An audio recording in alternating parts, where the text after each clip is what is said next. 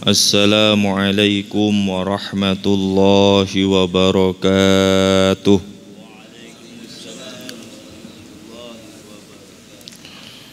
Ilahi anta maksudi wa ridhaka matlubi ila hadratin nabiyil mustafa sayyidina wa maulana Muhammad sallallahu alaihi wa ashabihi wa azwajihi wa dzurriyyatihi thumma ila hadri syai'il arabillah وتزن المحلين وفعنا الله بولومها في الدارين آمين يا رب العالمين. شيء لله ولهما الفاتحة. أعوذ بالله من الشيطان الرجيم. بسم الله الرحمن الرحيم. الحمد لله رب العالمين الرحمن الرحيم مالك يوم الدين إياك نعبد وإياك نستعين اهدنا الصراط المستقيم صراط الذين أنعمت عليهم غير المغضوب عليهم ولا الضالين آمين. Bismillah, alhamdulillah, wassalatu wassalamu ala rasulillah Sayyidina wa maulana Muhammadin ibn Abdillah wa ala alihi wa ashabihi wa man tabi'ahu wa wala wa ba'du. Subhanaka la ilma lana illa ma 'allamtana innaka antal alimul hakim. Rabbi shrah li sadri wa yassir li amri wahlul 'uqdatam min lisani yafqahu qawli. Allahumma iftah bainana wa baina qaumina bil haqqi wa anta khairul fatihin. Allahumma shrah bil qur'ani sudurana wa yassir bihi umurana wa hassin bihi akhlaqana wa wassi' bihi arzaqana wa nawwir bihi quburana. Allahumma arzuqna fahman nabiyyin wa hifdzal mursalin wa ilhamal malaikatillahil muqarrabin birahmatika ya arhamar rahimin. Ma'asyiral muslimin wa zumratal mu'minin, bapak-bapak hadirin, para jamaah sekalian, rahimakumullah wa radi'ankum wa baraka fina wa fikum ajma'in. Semoga Allah subhanahu wa ta'ala merahmati, memberkahi, mengampuni, melindungi serta meridhai kita semuanya, amin ya rabbal alamin. Mari kita sama-sama melanjutkan kajian surah An-Nisa ayat 35 dan 36. Wa in khiftum shiqaqa bainihima fab'athu hakaman min ahlihi ila akhiril ayah.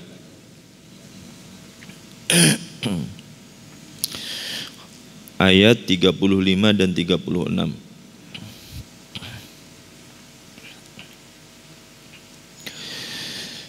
A'udzu billahi minasy syaithanir rajim.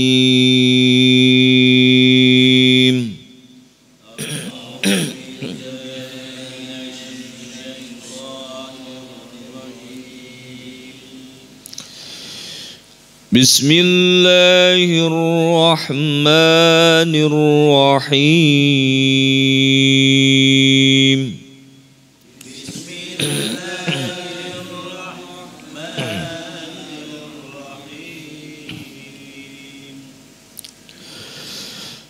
Wa in khiftum shiqaqa bainihima fab'athu hakaman min ahlihi wa hakaman min ahliha.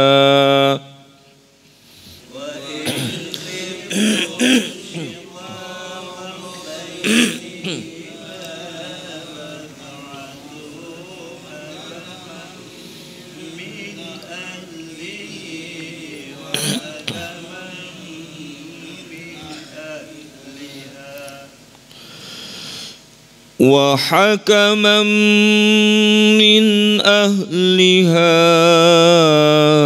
إن يريدا إصلاحا يوفق الله بينهما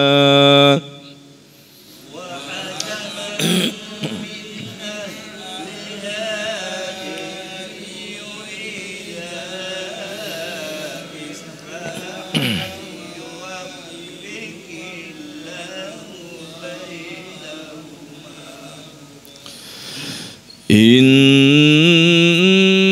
الله كان عليما خبيرا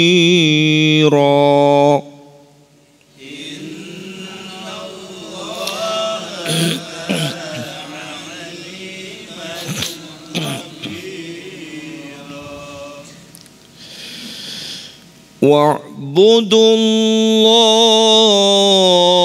ولا تشركوا به شيئا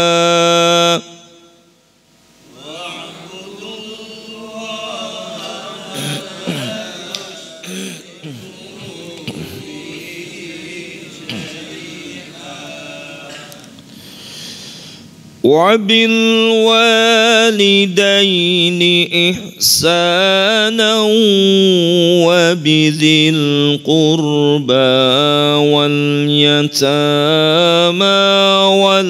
والمساكين والجار ذي القربى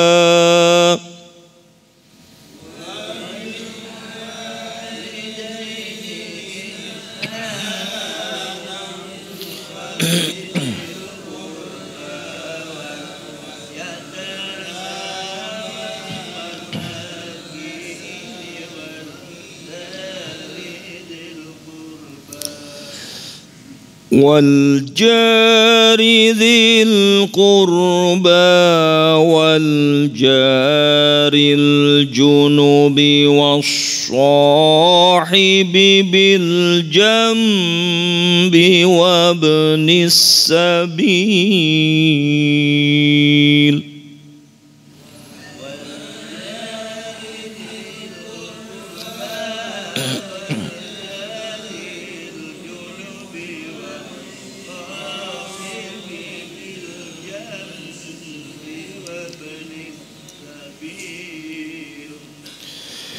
وابن السبيل وما ملكت أيمانكم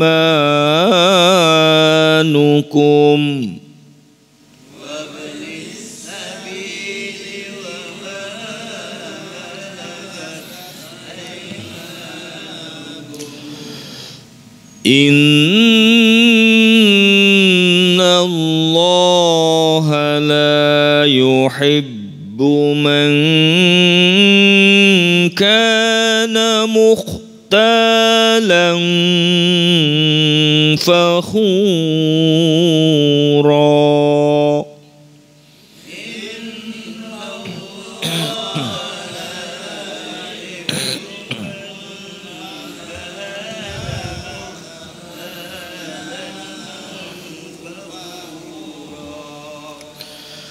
صدق الله العظيم.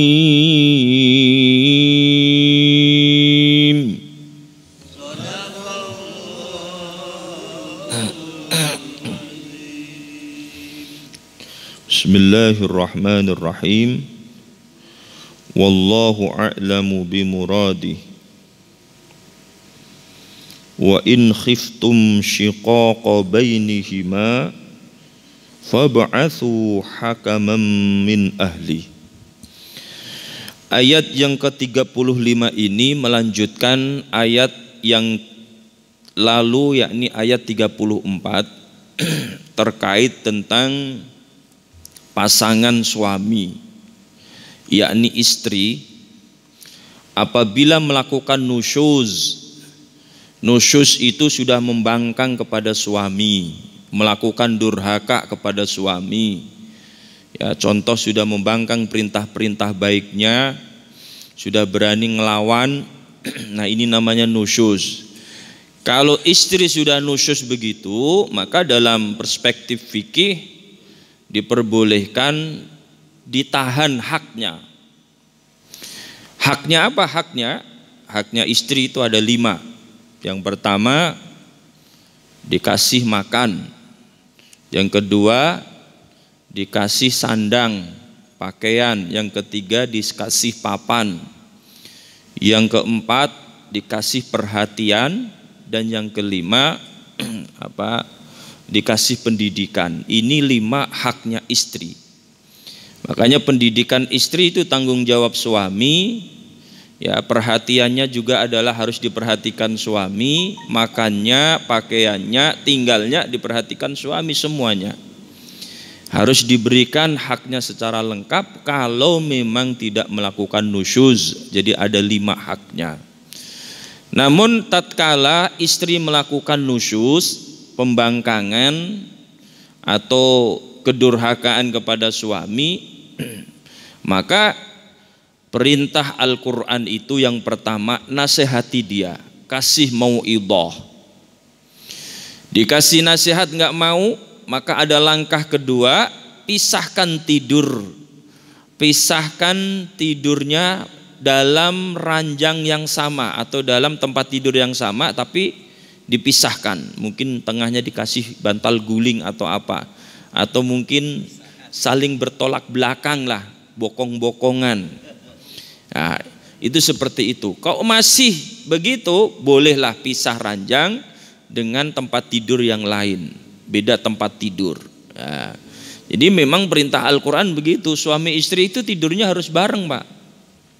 Saya ada temen ngadu ke saya, suaminya, itu saya punya istri Pak, kok nggak pernah mau diajak tidur bareng. Oh, ini ada masalah. Kalau istri diajak tidur bareng suami nggak mau, ini ada masalah pasti. Dan itu harus diselesaikan. Karena itu adalah awal perpecahan dalam rumah tangga, adalah ketika istri diajak tidur bareng sama suami nggak mau. Perintah Al-Quran harus bareng. Kecuali ketika ada masalah, bolehlah sekali-kali dipisah tidurnya apabila ada masalah diantaranya melakukan nusyuz ini. Dipisah tempat tidurnya masih nggak mempan, maka ada alternatif yang ketiga, yakni dipukul. Dipukul tapi yang tidak menyakitkan, ghairu mubarrih. Pukullah bokongnya, ya, bokong kan empuk Pak, jadi nggak menyakitkan, atau mungkin dicubit ya apa-apa ya. Ya, semacam itulah. Yang kira-kira tidak termasuk pasal KDRT, kekerasan dalam rumah tangga. Ya, kalau yang membekas sampai menjadikan KDRT ini salah, nggak boleh ya.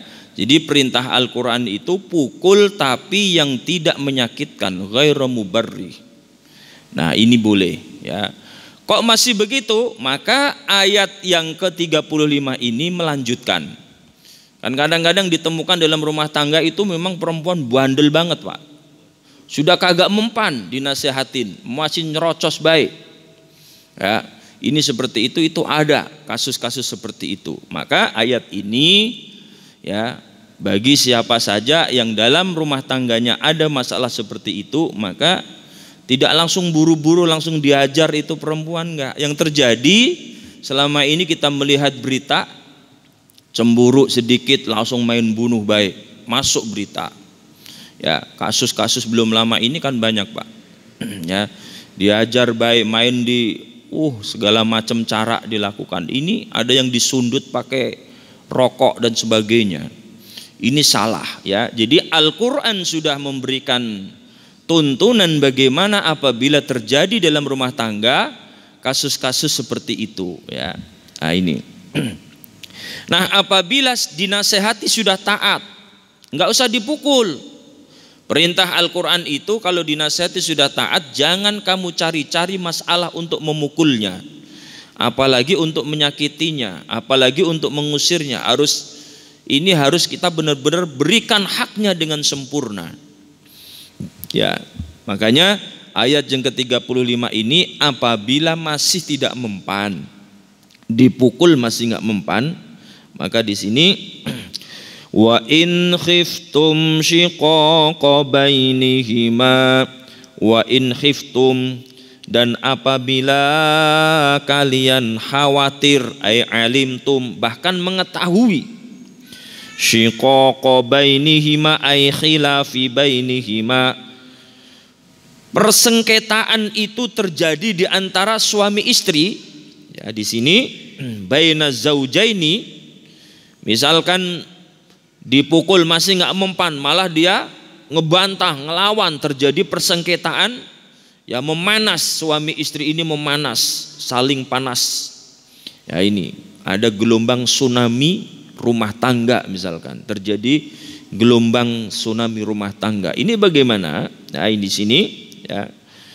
Fab'atsu hakaman min ahlihi, maka fab'atsu, kirimlah utusan, ilaihima, kepada suami istri itu, ya ilaihima, kepada suami istri itu, tardahuma, yang saling merelakan.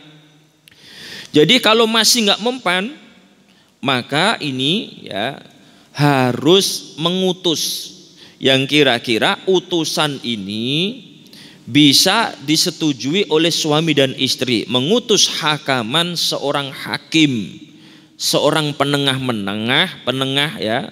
Hakim di sini yang dimaksud adalah penengah-nengah. Ay rajulan adlan, penengah itu harus laki-laki, laki-laki yang adil. Jangan menjadikan orang yang hakim itu adalah orang yang gak adil, orang yang gak sholat jadikan hakim, orang yang ahli maksiat dijadikan hakim, itu gak boleh. Makanya di sini hakaman ay rajulan adlan, maka utus seorang juru hakim atau penengah-nengah, yakni seorang laki-laki yang adil, min ahlihi, dari keluarganya laki-laki atau suami, ay aqaribihi, yakni kerabatnya suami. Wahakaman, dan seorang penengah hakim, min ahliha, dari keluarganya wanita atau istri. Nah ini ya, jadi kalau sudah tidak mempan, 3 cara di ayat yang ke-34 itu dipraktekkan, sudah nggak mempan, masih saja ya berani melawan, maka mau tidak mau harus sepakat, datangkan juru penengah atau disebut hakim. Hakimnya ini harus 2, 1 dari keluarga suami, 1 dari keluarga istri, ya harus laki-laki semua 2 orang ini. Yang 2 orang ini nanti sebagai juru penengah-nengah supaya ada solusi terbaik dalam rumah tangga itu. Makanya di sini fungsi hakim itu adalah ya, wa yuqilu az-zauja hakamahu fi talaqin wa qabulin wa iwadin alaihi, yang mana nanti bisa mewakili, yang satu itu yang utusan daripada laki-laki mewakili laki-laki, ya mewakili suami yang akan menengahi, memberikan keputusan di dalam apakah harus talak, apakah harus menerima lagi, harus islah lagi, atau memang bayar sebagai uang pengganti dan sebagainya, itu nanti ditetapkan oleh hakim. 2 hakim itu antara utusan suami dan utusan istri, ya. Watu kiluhia, dan yang utusan perempuan itu adalah hakamaha fil ikhtila'i fayastahidani wa ya'murani adh-dhalima birruju'i au yufarriqani in ra'yahu. Nah ini yang dari perempuan begitu, dia nanti memberikan satu putusan apakah memang perempuan itu harus khulu.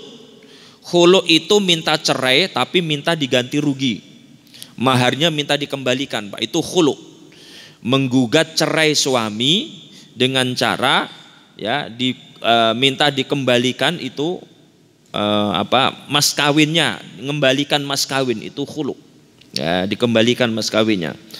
Atau mungkin di sini 2 hakim itu yang memutuskan itu bisa bersungguh-sungguh di dalam menganalisa, ya, menganalisa siapa yang salah, siapa yang berbuat dolim, ya di sini wa ya'murani ad-dhalima birruju', supaya dia itu mengembalikan kedoliman itu. Misalkan yang salah kok suami, dalam hal ini terlalu egois misalkan, maka mau tidak mau ya suami ini harus mengembalikan kedolimannya itu, harus minta maaf, dan bahkan ya mengembalikan kezaliman di sini kalau memang memukul ya berarti suruh dibalas dipukul. Dan kemudian rujuk kembali, baik kembali untuk islah damai di dalam rumah tangga. Jadi seperti itu di sini perintah Al-Qur'an ya. Nah ini. Maka di sini qala ta'ala yurida islahan yuwaffiqillahu bainahuma yurida. Jika memang keduanya itu bermaksud menginginkan ayil hukmani atau ayil hukmani, yakni dua hakim itu menginginkan islahan, pengen islah lagi, pengen balik lagi rumah tangga yang baik, yang benar, maka di sini yuwaffiqillahu bainahuma, maka Allah akan memberikan taufik, petunjuk kepada mereka berdua, bainaz zaujaini, di antara suami istri itu, ayyuqaddiruhuma, yakni memberikan takdir, mentakdirkan kedua suami istri itu ala ma huwa ta'ah min islahin au firaqin, baik mentakdirkan islah lagi atau mentakdirkan pisah. Firaq itu cerai, talak. Nah ini silahkan. Jadi hakim ini ada dua pendapat. Bahkan hakim ini menurut pendapatnya Imam Hanafi dan Imam Malik itu boleh menjadi kepanjangan tangan, bisa menentukan ditalak atau dilanjut atau rujuk lagi. Nah, tapi menurut Imam Syafi'i, hakim di sini hanya sebatas menengah-nengai perkara, mendamaikan. Kalau tidak bisa damai berarti diserahkan lagi kepada yang bersangkutan, yakni suami istri. Misalkan kalau memang menggugat cerai berarti gugatannya itu harus disampaikan kepada pengadilan agama. Jadi seperti itu. Tapi menurut Imam Hanafi dan Imam Malik, hakim kedua-duanya ini bisa memutuskan, Pak. Diberikan wewenang untuk memutuskan, oh kalau memang kasusnya seperti ini berarti lebih baik cerai, berarti cerai. Cerai pun harus dengan baik. Oh kasusnya seperti ini ya, teridentifikasi siapa yang dolim, yang salah, maka ketemu disuruh minta maaf, islah lagi, berarti harus rujuk. Oh berarti itu pun mendapatkan petunjuk Allah, harus rujuk dengan baik-baik. Ya, jadi seperti itu. Maka intinya hakim ini memberikan putusan, kalaupun memang rumah tangga itu berakhir dengan perceraian, perceraian itu pun dengan islah dengan baik-baik. Kalaupun itu kembali lagi rujuk baik-baik lagi, ya berarti rujuk dengan baik-baik. Itu fungsi hakim seperti itu, penengah-nengah. Ya kita melihat apa yang terjadi di masyarakat bukannya menengah-nengahi, Pak, malah ngompor-ngomporin, Pak. Udah punya bini seperti itu, udah cerai baik dah, tinggalin baik, masih banyak perempuan yang lebih cantik, yang lebih baik katanya. Nah ini biasanya dua keluarga besar saling bersih tegang, panas-panasan.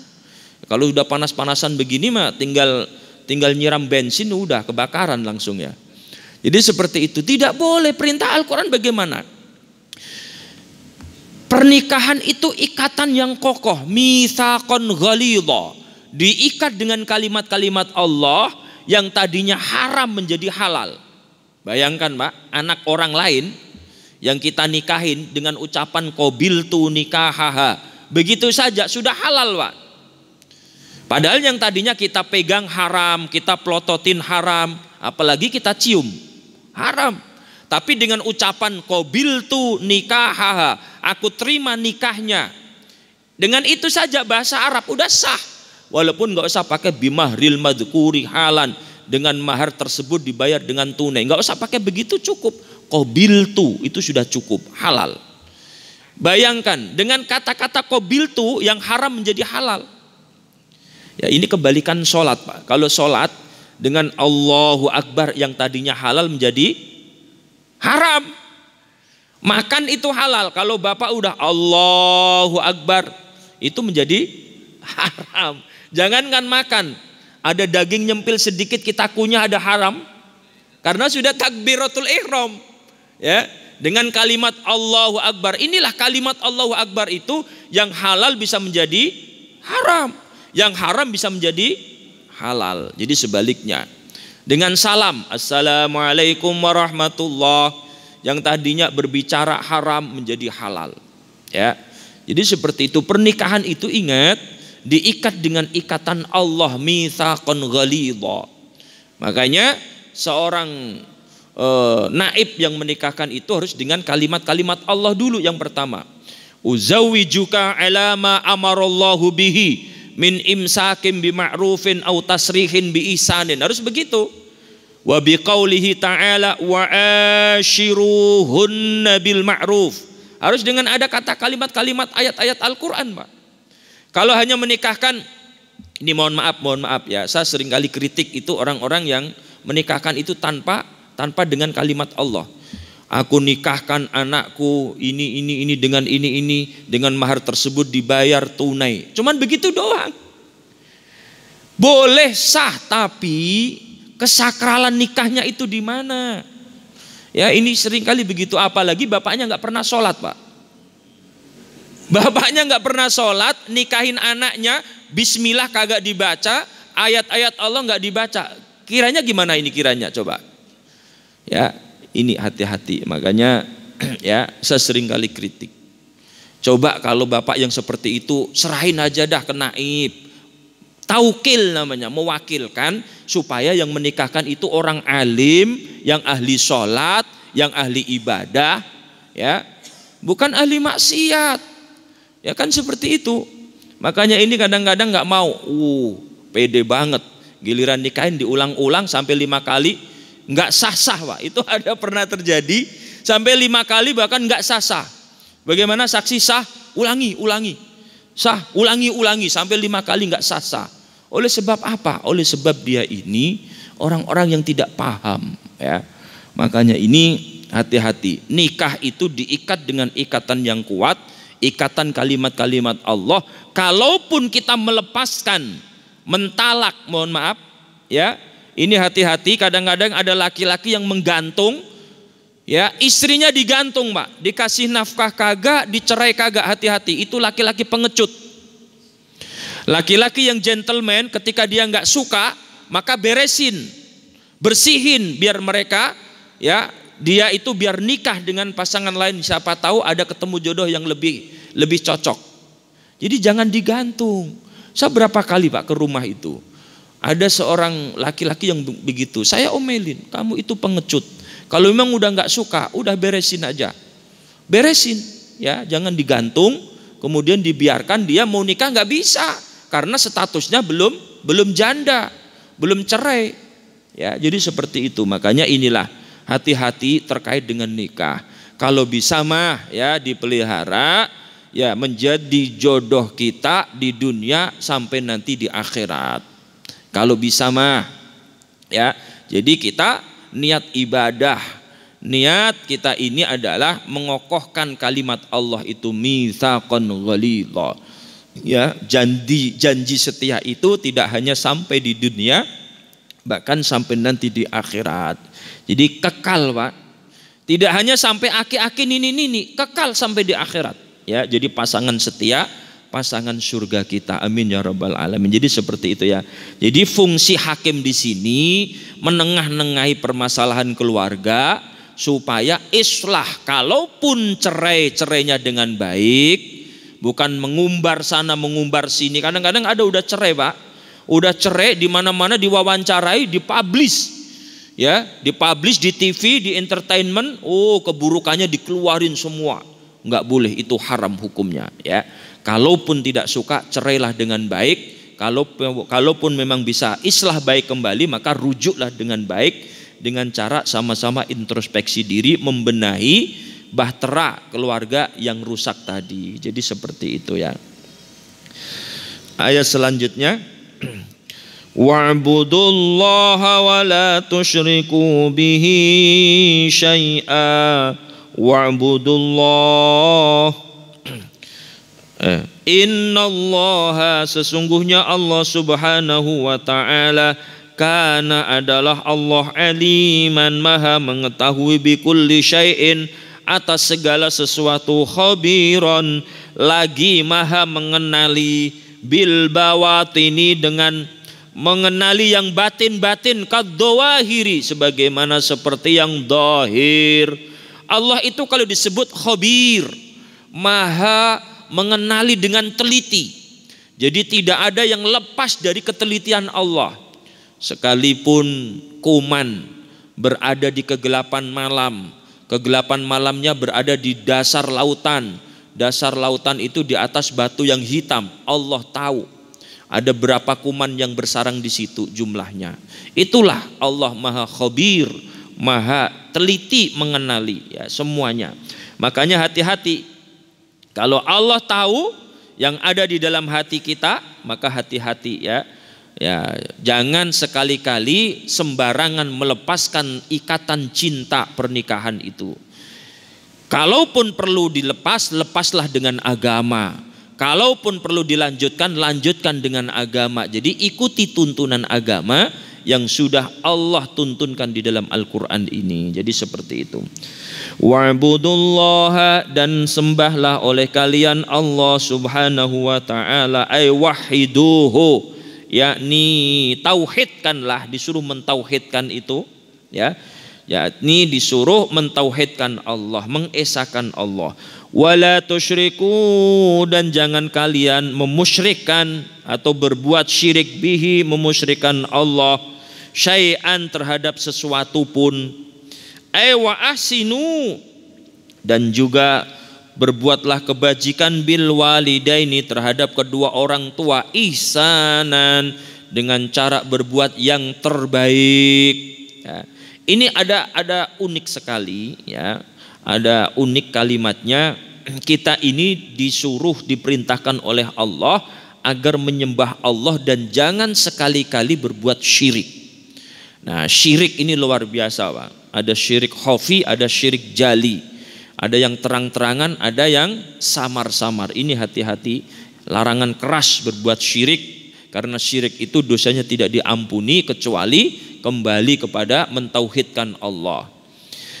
Ya, setelah itu kita berbuat apa? Yang kedua, setelah menyembah Allah dan tanpa melakukan perbuatan syirik, maka kita ini disuruh berbuat ihsan terhadap kedua orang tua. Ini Allah itu sampai disejajarkan dengan kedua orang tua kita. Betapa derajat orang tua kita ini sangat tinggi Pak. Ya, sehingga makanya di sini menggunakan kata bil walidaini. Kenapa bukan alal walidaini ihsana? Kalau alal walidaini, atas kedua orang tua, ihsana, berbuatlah yang terbaik. Itu ala, itu dalam konteks bahasa lughah itu masih ada jarak. Masih ada jarak. Kalau bil walidaini itu sudah tidak ada jarak antara kita dengan orang tua, seolah-olah menyatu. Makanya kita ini disuruh berbuat yang terbaik kepada kedua orang tua kita. Nah, ini yang patut kita pahami kata-kata ihsan. Ihsan itu tidak hanya berbuat baik asal-asalan, tidak. Tapi ihsan itu yang terbaik. Ya, ihsan itu yang terbaik. Ada dolim. Kalau dolim itu aniaya. Ada adil. Adil itu menempatkan sesuatu pada tempatnya. Ada ihsan, berbuat yang terbaik. Yang terbaik itu di atas adil, Pak. Ya, kalau kita ini berbuat baik, hanya berbuat baik saja kepada orang tua, itu adil. Orang tua sudah melahirkan kita, kita balas dengan kebaikan, itu adil. Tapi tatkala kita memberikan yang terbaik, itulah ihsan. Misalkan ya, misalkan kita ini katakanlah ketika dikasih orang tua 1 juta, kita balas 1 juta, itu baik, adil. Tapi ketika kita balas 2 kali lipat, maka itulah yang terbaik, itu ihsan. Ya, jadi ada ihsan, ada adil, ada dolim. Ada orang yang tidak mau membalas kebaikan orang tua, itu dolim. Ada orang yang membalas orang tua itu apa adanya, sesuai dengan kebaikan orang tua, itu adil. Tapi di sini perintah Al-Quran bukan adil, tapi ihsan. Ihsan itu yang terbaik. Kalau kita mencintai seseorang sama dengan kita mencintai diri kita sendiri, itu adil. Ya, kita mencintai orang tua kita disamakan sama dengan mencintai diri kita sendiri, itu namanya adil. Tapi ihsan adalah mencintai kedua orang tua kita melebihi cinta kita kepada diri kita, itulah ihsan. Nah, ini kita harus bisa pahami. Jadi makanya ihsan di sini para ulama ahli tafsir berpendapat termasuk memberikan nafkah, Pak. Jadi ini para suami-suami mohon maaf, jangan sampai kalah sama istri. Kalau kita ngasih uang kepada kedua orang tua kita, ya, kemudian istri negur, jangan kita langsung mengkeret, Pak. Kalau bahasa Jawa apa? Mengkeret itu apa? Takut sama istri. Kita masih punya tanggung jawab ngasih nafkah kepada kedua orang tua. Ya, ini hati-hati. Jangan sampai orang tua kita ini nggak bisa makan, kita diem. Orang tua punya hutang banyak, kita diem. Hati-hati. Ini kita jadi anak yang durhaka. Karena kewajiban kita kepada orang tua kita ini, ya, di samping merawatnya, menafkahinya, hati-hati. Menafkahi itu tanggung jawab kita, Pak. Kalau orang tua itu tidak mampu, maka nafkah itu kita tanggung jawab. Makanya kenapa di sini sebelum kita memikirkan orang lain, kerabat, makanya di sini nanti ini urutan-urutan yang para ulama menjadikan ini adalah etika di dalam bersedekah. Etika di dalam berbuat baik. Kita ini jangan berbuat baik kepada orang lain dulu lah. Yang penting yang pertama kedua orang tua. Nah, ini urut-urutannya. Pertama kan Allah. Setelah Allah kedua orang tua. Maka orang tua ini, ya, kita bahasa di sini ihsan itu adalah berbuat yang terbaik, bahkan sampai dengan diri kita itu lebih baik kepada kedua orang tua, Pak. Ibaratnya ini, ya, mohon maaf, kalau kita ini, ya, untuk diri kita ini misalkan nih, untuk diri kita ini cukup, ya, cukup hanya makan, minum hanya sepiring, orang tua kita ini 2 piring. Itu ihsan namanya, ya. Jadi ini hati-hati, ya. Jangan sampai kita ini dolim. Kalau kita ini tidak berbuat ihsan, biasanya dolim, Pak. Ya, makanya di sini birron, yakni berbuat yang terbaik. Ya, ada birrul walidain disebutnya itu berbakti. Ya, berbakti itu bagaimana jangan sampai orang tua itu sedih. Jangan sampai orang tua ini banyak pikiran. Jangan sampai orang tua kita ini, ya, pokoknya tersinggung dengan kita. Pokoknya semuanya, ya. Ya, inilah berbuat yang terbaik, ya, di sini. Makanya di sini birron walina janibin, dan juga berbuat lemah lembut kepada kedua orang tua kita. Nah, kalau orang tua kita sudah beres, aman misalkan, baru kita masih mau berbuat baik, maka di sini wabidil qurba, dan kepada kerabat, kakak, adik, teteh, ya, terus apalagi bibi, paman, ini kerabat-kerabat kita yang masih ada sangkut pautnya nasab atau sangkut paut daripada ikatan darah. Ya, makanya ketika setelah kedua orang tua beres, kalau misalkan mau sedekah lagi, ada uang lebih, mau berbuat lagi, baik lagi, masih ada kebaikan, maka jangan kemana-mana dulu, kerabat-kerabat kita dulu. Yang ketiga, ya. Terus yang keempat di sini wal yatama, dan kepada anak-anak yatim masih ada uang lebih, berikan kepada anak-anak yatim. Ya, itu yang keempat. Yang kelima masih ada lagi uang, ya. Ya, ini masakin wal masakin, kepada orang-orang miskin masih ada uang lagi, mau berbuat baik lagi. Wal jaridil qurba, dan tetangga-tetangga yang dekat, tetangga-tetangga karib. Di sini tetangga yang jaraknya itu kalau menurut fikih tetangga itu adalah 40, ya, rumah dari rumah kita, itulah tetangga kita. Yang terdekat dulu, ya, depan rumah, belakang rumah, samping kanan, samping kiri udah semua, ya, itu terdekat, ya. maka yang lebih jauh itu seperti itu etikanya, Pak. Ya ini. Ya, di sini makanya wal jaridil qurba al qaribi, yang paling dekat minka darimu, fil jiwari, di dalam tetanggaan, awin nasabi, atau di dalam ikatan darah. Wal jaril junubi, dan kalau sudah maka melanjut kepada tetangga yang jauh, al-ba'idi, tetangga yang jauh angka darimu, fil jiwari, di dalam ketetanggaan, awin nasabi, atau di dalam ikatan darah atau nasab. Kalau tetangga jauh sudah, ini kok masih ada duit nih, masih sedekah lagi nih kayaknya, maka wasahibi bil jambi, maka adalah sahabat-sahabat atau teman-teman karib sejawat. Kita punya teman nih, ya, teman nongkrong. Ya, ini misalkan nih, tetangga sudah, ya, semuanya ini masih ada sisa duit. Ya, misalkan nih dapat gusuran, ya, kan bagi-bagi, Pak. Oh, saya punya teman nongkrong, ada Pak Susilo, ada Pak Goni, ini teman-teman nongkrong. Ini namanya as-sahib bil jambi, ya. Walaupun di sini ada pendapat para ulama, ar-rafiq fi safarin, teman di dalam perjalanan. Kawan, ya, di dalam perjalanan bareng, pernah satu ketika umroh bareng, pernah haji bareng, ya, atau perjalanan kemana bareng, atau sona'ah. Sona'ah ini adalah satu profesi, satu pekerjaan, satu supir. Oh, ini pernah bareng, ya, nganterin jenazah bareng. Oh, itu berarti namanya sahib bil jambi. Ini kalau ada rezeki jangan lupa, ya. Jadi seperti itu, teman karib itu namanya teman sahib bil jambi, teman sejawat. Ya, ini kalau ada rezeki jangan lupa tuh Pak Susilo tuh, ya. Nah, ini wakilah, ada pendapat lagi, az-zaujah, namanya sahib bil jambi ini adalah istri kita. Itu teman sejawat. Ya, teman sejawat, teman tidur, teman makan, teman apa lagi? Teman mandi juga, ya. Istri ini ada pendapat. Jadi pendapat para ulama di sini ada yang namanya as-sahib bil jambi ini ar-rafiq, ya, fis safar, teman dalam perjalanan, au sona'ah, atau teman dalam satu profesi pekerjaan, atau az-zaujah, teman tidur, yakni bini atau istri. Ya, di sini harus berbuat baik.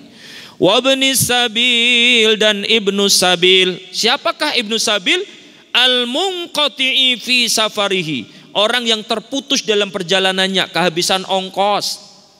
Atau anak-anak jalanan. Anak-anak jalanan tuh yang suka mohon maaf, ya, di pintu-pintu kereta, di lampu-lampu merah, itu juga disebut ibnu sabil. Kalau ada rezeki lebih, kasih mereka. Ya, kasih mereka. Terus selanjutnya, wa ma malakat aimanukum, dan orang-orang yang kau miliki di sini adalah minal ariqai, dari hamba-hamba sahaya. Kalau punya hamba-hamba sahaya, atau kalau sekarang mungkin pembantu-pembantu, jangan lupa, ya, kasih sedekah, kasih infak, berbuat baik kepada mereka, ya. Innallaha la yuhibbu man kana mukhtalan fakhura. Innallaha, sesungguhnya Allah subhanahu wa ta'ala, la yuhibbu, tidaklah mencintai, man, terhadap orang kana mukhtalan, orang yang sombong, mutakabbiron, yang menyombongkan diri, fakhuron, dan membanggakan diri, ala nasi, atas manusia, bima utia, terhadap apa yang telah diberikan kepadanya. Jadi Allah itu tidak menyukai orang-orang yang sombong dan membanggakan dirinya. Jadi kita ini bukti kalau orang baik, berarti kepada ini semuanya tadi yang disebut ada 9, ya, harus kita baikin semua, mulai kedua orang tua, kerabat kita, anak yatim, masakin, tetangga dekat, tetangga jauh, sahabat sejawat, ibnu sabil, dan hamba sahaya. Ini harus kita berikan kebaikannya, berikan hak-hak mereka, dan kita ini berbuat kepada mereka itu sebaik-baiknya, lemah lembut dan sebagainya, ya. Wallahu a'lamu bissawab. Subhanakallahumma wa bihamdika asyhadu an la ilaha illa anta astaghfiruka wa atubu ilaik. Assalamualaikum warahmatullahi wabarakatuh.